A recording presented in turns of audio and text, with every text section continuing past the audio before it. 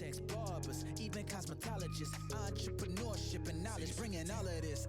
Hello and welcome to Beyond the Chair. My name is Erica Chancellor, your host, and today we have Lissia Butler in the house. Hello. Mimi. Hi, how you doing? So welcome.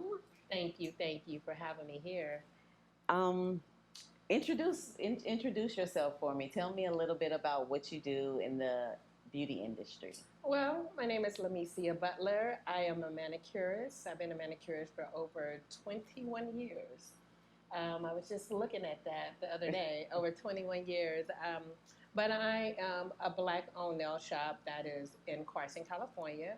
And we provide nail services, we provide feet services, also education. But one of the things that we're getting ready to start adding in a couple of weeks is we're going to be doing lipo contouring. Okay. So yes, I'm here to stay, especially with all the challenges. But again, been licensed for over 21 years. And educator, I do it all. You know, I love the industry with so much changing and so many things that we have to deal with regulations, understanding. Right now, I'm just enjoying being a manicurist, first of all, a Black manicurist. Right. So it's allowing us to stand out a little bit more, and it's allowing other people to respect, you know, what they say, put some respect. On nail techs. Oh, the nail techs. Them Black nail techs is out there working, let me tell you, but put some respect on it. Yes. So the COVID-19, I know that has just been shattering our nation. Yes. I know that as far as the board is concerned, or as far as, shall I say, the Governor Gavin, we've closed down the salon. So now, once again, here we are, affected again by the COVID-19. How has this affected your business? It affected my business a whole lot. You know, just talking about that sometimes give you the chills. It kind of make you a little bit frustrated because, you know, when you're in business, you're going in business, you're putting your all into your business. And then, you know, for a reason, we have to shut down due to the COVID based on, I would say, government not handling their business and taking care of the things that they need to take care of so that we wouldn't have to be in this situation. And so what's happening now is that not only is it affecting our business, but it affects our livelihood. Yeah. You know, I do think if you really want to know, something is behind it to regulate, to try to figure out how much money we are making. But at the end of the day, you know, you're taking people's livelihood. You know, how do they live? And then we talk about, oh, we don't want to give handout. But that's pretty much where you're sending people to, is asking for handout, trying to regulate. So here we are. Here I am, and I know other nail techs that I have spoken to. Definitely. You know, we still have to pay our lease. Yes. We still have mortgages, car notes, baby in college. So much is going on, and you're thinking about that. Just being a business owner, it make you a little bit afraid because it make you ask yourself, you know, did I do right? Was this the right thing? Because we talk about entrepreneurship, especially in the Black community, but yet in all, here you go. You say, okay, I'm going to close it up. Yes, and I think that's what kind of makes people get hesitant into going into entrepreneurship, because it might be a little unstable for living, and you need something that's going to be stable, something that's going to be... Yeah, but we also got to step back and look at the whole picture. Yes. We have to take our business and we have to reevaluate. Right. So for me, I reevaluated everything that I did. I'm like, okay, so I started my business. I did the things that I need to do, pay these high notes, pay your taxes, you know, listening, you know, also sign a contract with your, with the leasing company. And so at the same time, this is the scary part. How do you regulate? Because what you're going to end up doing is having people go mobile. Yeah. People are already complaining about prices. So imagine if people have to go mobile, your price is going to double. Yes. There is no reason why people should be doing nails or hair or cutting outside, causing a problem from people causing heat stroke. Yeah. So who pays for that? Are you going to blame that on us? Right. Or can we blame that on you? Because you're the one instructing us to go outside in this type of heat. Exactly. And the cleanliness and the... You know, it caused so many people to get robbed. There's so many different negative things that I can say about going outside compared to you're asking people to do the proper things, get the plexiglass, you know, clean, use your Clorox, make appointments. Those are the things that we can keep in place and still be safe. Yes. Instead of doing the things that you have us doing, sitting outside. It makes no sense. None. What if, I have elderly people, so they gonna die because you want them to stay outside? Right. So and they want to support your business or get a service. Yeah, so we have to look at everything that is out there. So, I'm excited. I'm just trying to adjust my business. And do you feel like myself. you've lost any income during this, or do you feel like you've gained, or when it comes to finances? Well, I would say that I've gained and I've lost, but I gain more customers.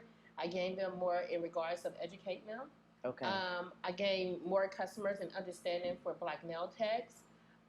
It gives me an opportunity, again, to take a look at the industry as a whole. Right. And how do we educate, and how do we educate other nail techs that are right now in school that are getting frustrated and say, well, I don't want to do this, So it gave me a whole different perspective of how to change my whole business game. Right. But at the same time, I'm ready to rock and roll. He needs to figure this out like ASAP because people are not gonna play. Women need their hair and their nails done. Yeah.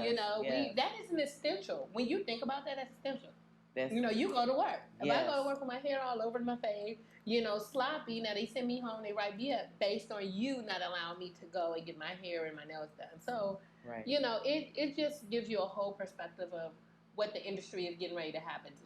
Because I think with the shutdown, I've noticed that a lot of people are supporting Black businesses. Yes. A lot of people are supporting Black nail techs. Yes. Because the other nail techs aren't there anymore. Mm-hmm. So it's like, it's kind of forced us to start relying on each other. Yes. Yes. For our services. Yes, I have a friend that just created some stuff that I thought was really cute, like a little package, for the clients to be able to keep up with themselves, put nail files, polish, educate. So I thought that was a good thing. Right. Again, it's respecting who we are and it's respecting what we do. And you have more people who's willing now to come in and support you more. Right. Because before then, it was like, oh, I'm not going to her. She's so expensive. Oh, and they're not realizing the reason why you're expensive is because you don't get the same opportunities that other nail techs get that are not Black. Yes. They go in, the agent, they have it sold up, so that means that now when I want to go purchase, say, a nail polish, I may end up paying $14 compared to them paying $6. Right. So there is a lot of different things that are happening, but it's also giving us an opportunity to also tap into that industry. Yes. And ask ourselves, okay, so how do we stay in the game? Because I'm not getting out. They're going to have to really kick me out. I'm not getting out, So right now, I'm about making my money. Right. I'm about education. And also, I start other things on the side. Right. So I'm going to still stay in my game, but right now, I just don't want no more Black nail techs giving up. And I want them to get licensed and educated so we can take over. Right, right.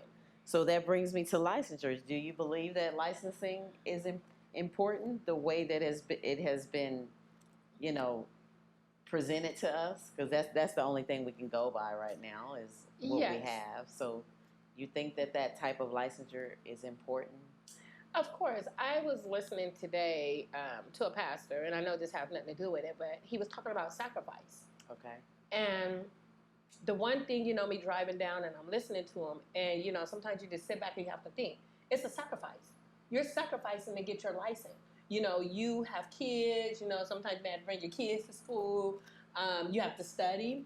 There's times when you're in the salon. There's times when you're felling. There's times when somebody nail braid. There's times when nail polish come on. These are the things that it takes to sacrifice for you to run your business. Right. And it is important that we are licensed because if you're not licensed, how do we keep a regulation?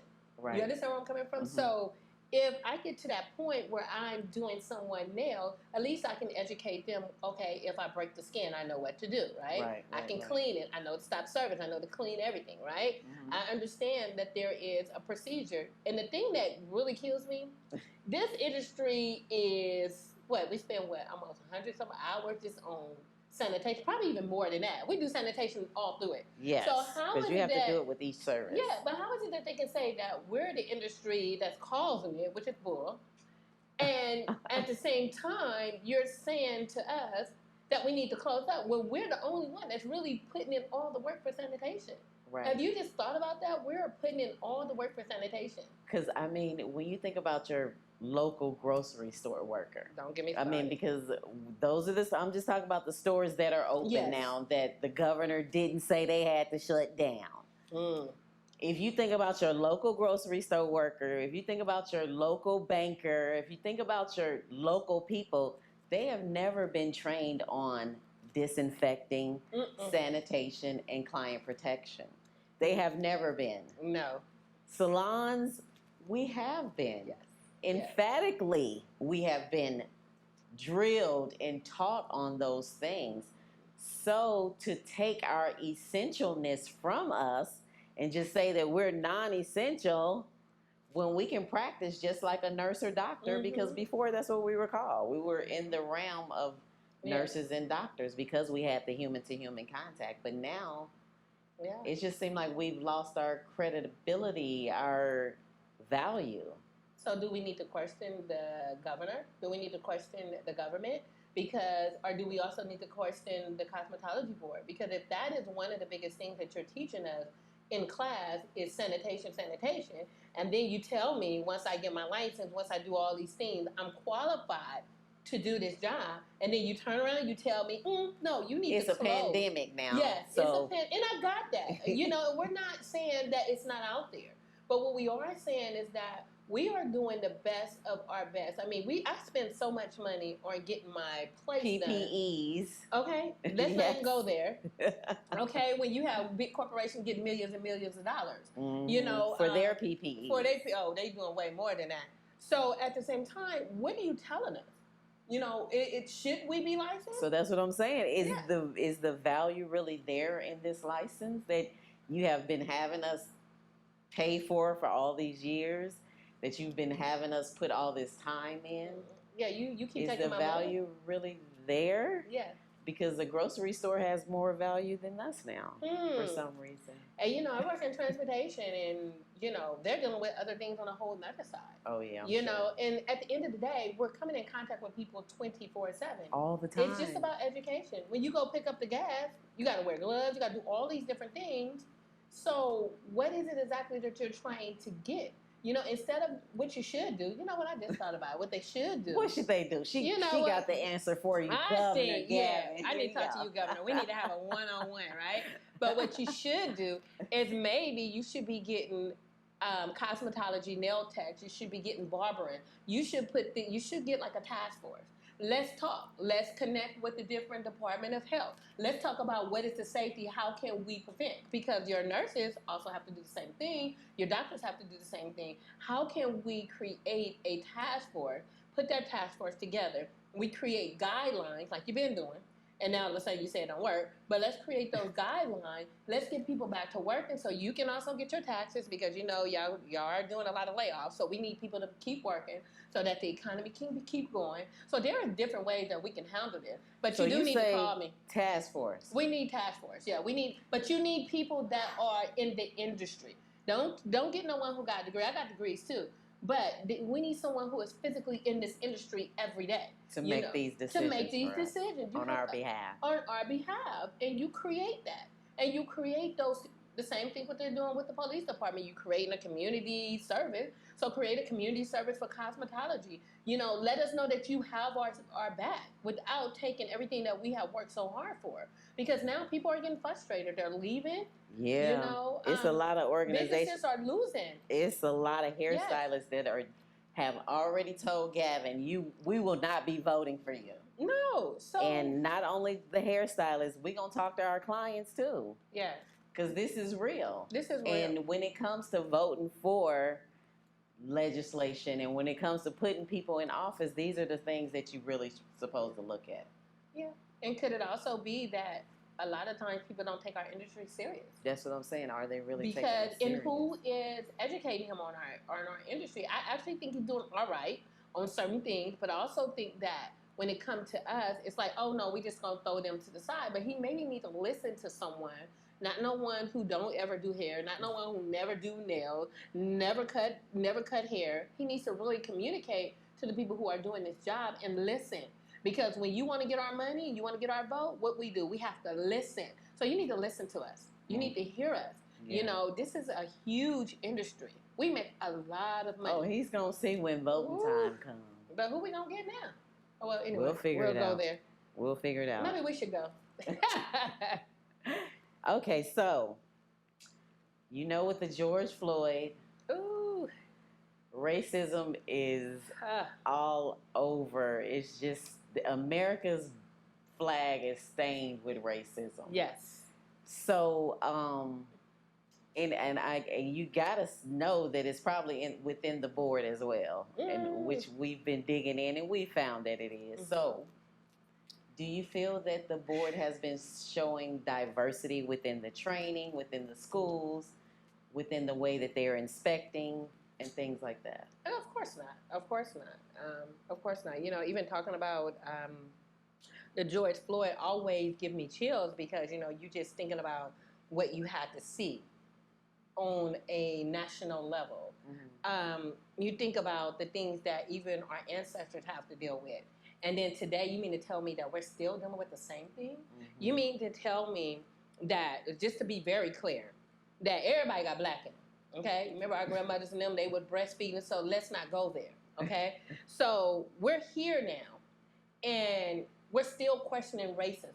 We're still questioning, do you really care? But I'm going to tell you something. I wish a Karen would, because she going to catch it, okay? So, you know, raising a black man in this world is the most scary thing for me. You know, here I am working, you know, I have businesses, I'm doing everything. I'm trying to, you know, teach him how to be an entrepreneur, teach him how to, what they say, obey the law, to only find that even after I had done all these different things and I created everything, made sure, okay, you drive a certain way, you know, don't get the car that's going to get you in trouble, you know, educate yourself, and then I'm here.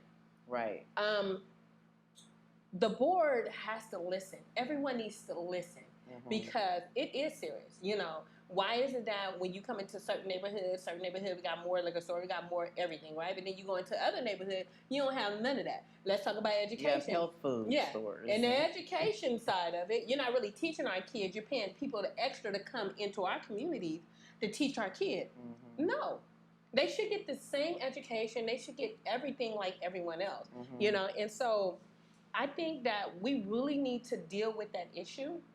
We really need to deal with diversity. We really need to deal with diversity even in the cosmetology board. Look at the cosmetology. How many of us that is sitting on the board? Yes. Okay, let's talk about Hispanic, let's talk about Black, let's talk about Asian, let's talk about it all. Right. You know, why is it that most industry have majority of one, right, that are making these decisions but have no clue of what it takes? Yeah. For instance, you're telling people for black hair, go outside and do you not understand if I don't wash my hair? Or how am I gonna press your hair trying to get it straight and you outside sweating? For real. You don't play with your hair. Work. No. So and that shows you but that shows you that they're not educated. You're clueless on. Yeah. So we can't get up and wash our hair every day. We don't do that type of stuff. You know, we are different people and they need to respect that situation. So I'm definitely interested in, we need to have conversation about this. And we need to really pick our board. They really need to allow us, I don't even know if they do that. We should be voting. You know, there should be, should be an equal. The Board of Barbering and Cosmetology is appointed we can by, guess who? The governor. So we need to get out of people that's going to listen to him. So we need to get out of that. They need to now, how many is it, 8? What is it? How many on the board? I think it's 8. So it needs to be 2 Black, 2 Hispanic. You need to make it even. Yeah. You know, so that we understand. And don't be picking up Blacks who you know going to just listen to you. Pick the ones that is going to say, oh, no.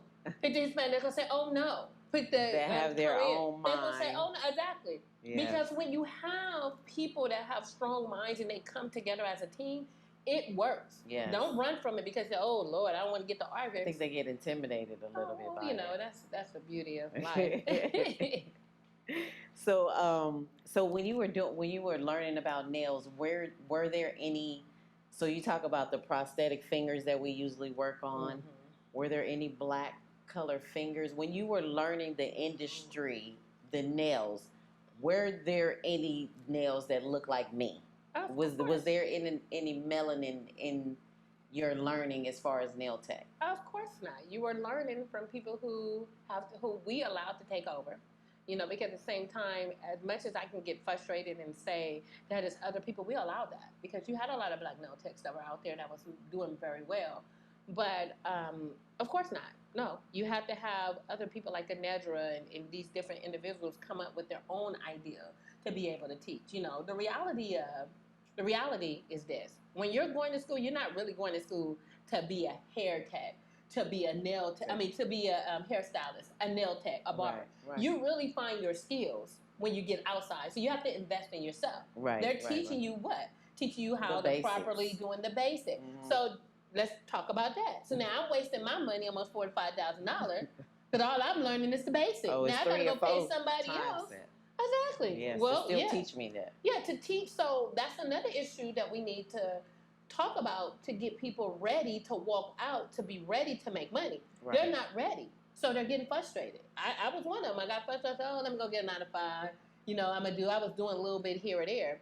But you get frustrated because you're not really prepared to really run a business and to really run a company and to really feel comfortable to go out there and do nails or to do hair or to cut hair. Because now or to open up a salon. Or to open up a salon. Anything about permits and... Yeah, we need to learn about LLC. We need to know what it is to pay taxes. We need to understand, now... Corporation. Now you want us to say what? You want us to do a W-2, which is going to cost me money. Now I got to put somebody on W-2, which means that I got to pay workers' comp insurance. Yes. So don't let me go there. And then yet and all you tell us that we're still not qualified, but corporations are doing the same thing. Look at Tesla. Tesla said what? Oh, if I don't open, I'm about to go. Exactly. They open it. Exactly. So, and that's 300 people. We only talking about 2 to 3 people. It makes no sense. So, yeah, we need to do something. So we have the board, we have the barbering federations that's in there. They've been protesting every day. They've been out in Sacramento. Thank you very much. We have the Barber Society out there. Thank you very much. We were going to have you on the show, but hopefully you'll come one of these days. So the integrity of the business. I know that a lot of times they don't give us the respect that I feel like we should get because they feel like it's not a lot of integrity when it comes to hairstylists. We're not filing our taxes. We're not paying the true amount. We're not doing the things that they would want us to do. Yep.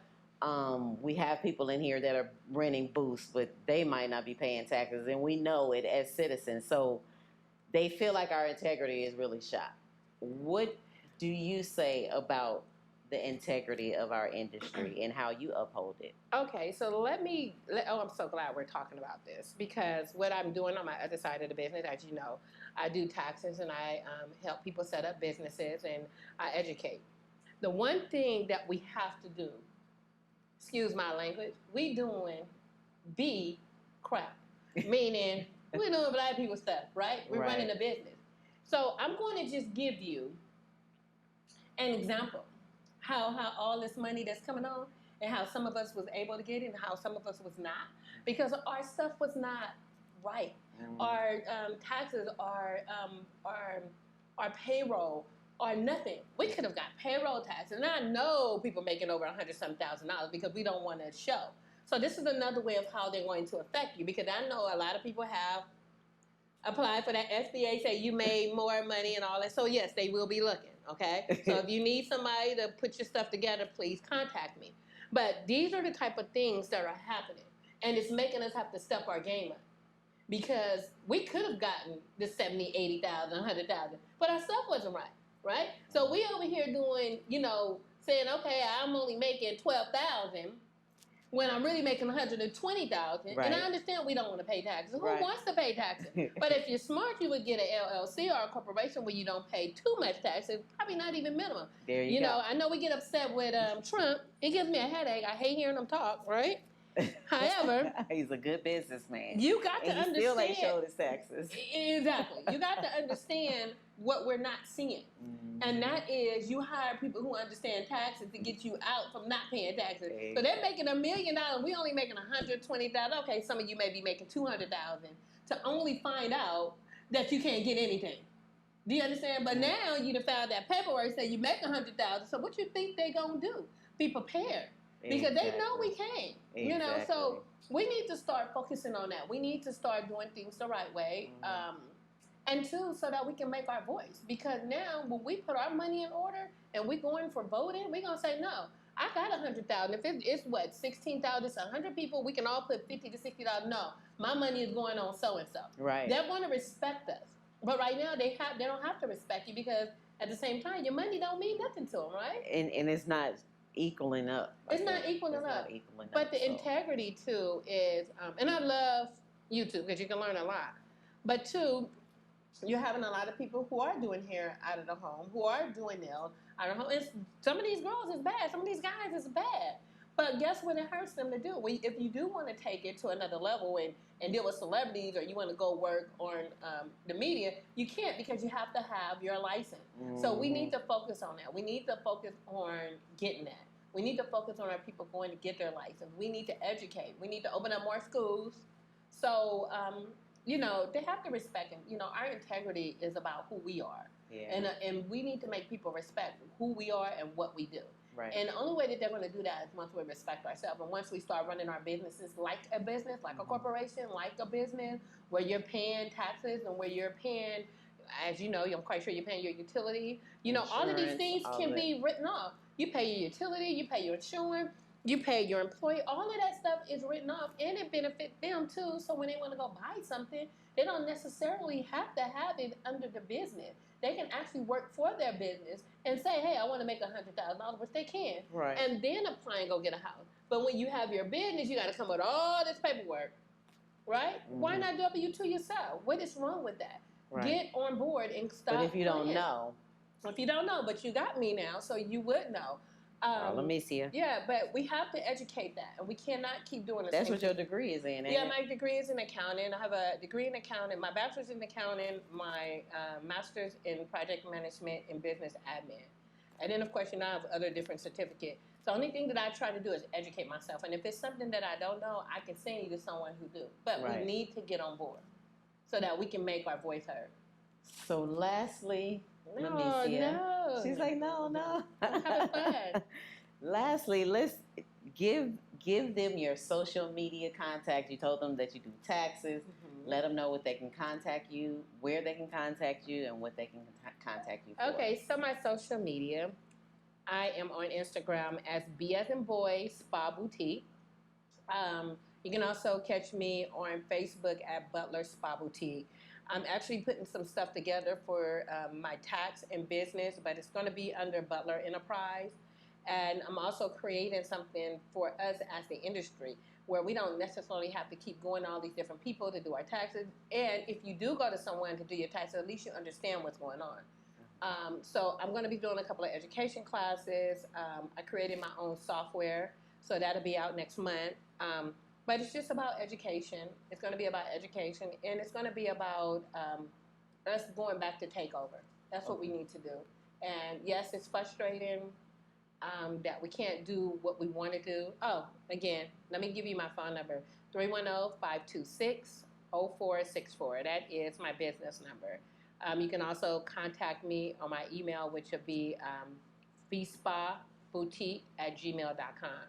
But going back to what I was saying is, I think it's time for us to get together, and I think it's time for us to make a name, and it's time for us to make people respect who we are and what we do. So I'm ready.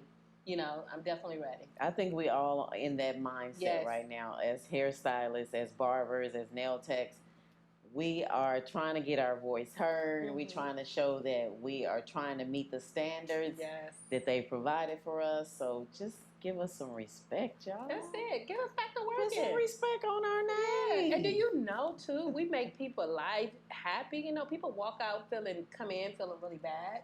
And then you in here, you having some good conversation. You're making a person feel like they're on top of the world. That is what a beauty. And then you come out looking good. You just... Yeah. You know, your hair is done and your nails is done. Yes. You know, you feel good. And people are really depressed. People are really going through.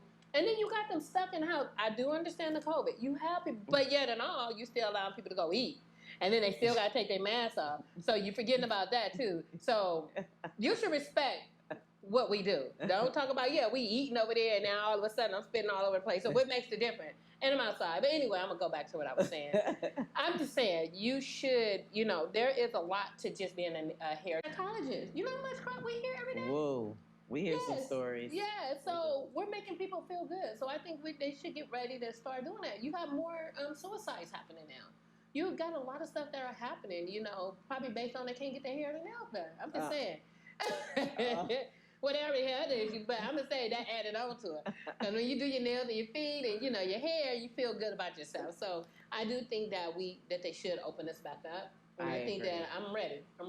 You know, and just, you know, monitor that. You know, stop trying to monitor what everybody else is. Just monitor that, you know. Well, we're going to leave on that note. Yes. Monitor that. Monitor that. Get my money. Yes. Thank you for watching and listening. Oh, you're welcome. Bye-bye. We gon' take it beyond the chair.